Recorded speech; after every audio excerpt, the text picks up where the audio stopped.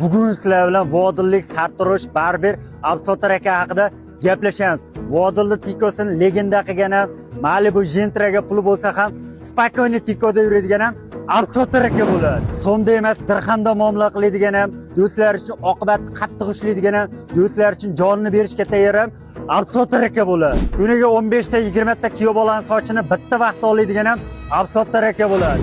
100 ming so'mlik prochoskalarni pulga qaramasdan 50 ming so'mda oladigan ham Abdusotar aka bo'ladi. Bu tikoda O'zbekiston qoli Xitoyga boradigan ham Abdusotar aka bo'ladi. Abdusotar akani bilgan biladi, bilmagan o'zi biladi. Bu tikoda aka Tailandlarga emas, Xitoylarga emas, Dubaylarga, boshqa davlatlarga borishdan nasib qilsin aka. Addiy shu hurmatdas, o'zingiz ehtiyot qiling. Bu videoni Abdusotar akamga jo'natib, like bosib, komment yozadigan ham Abdusotar akani tanishlari bo'ladi.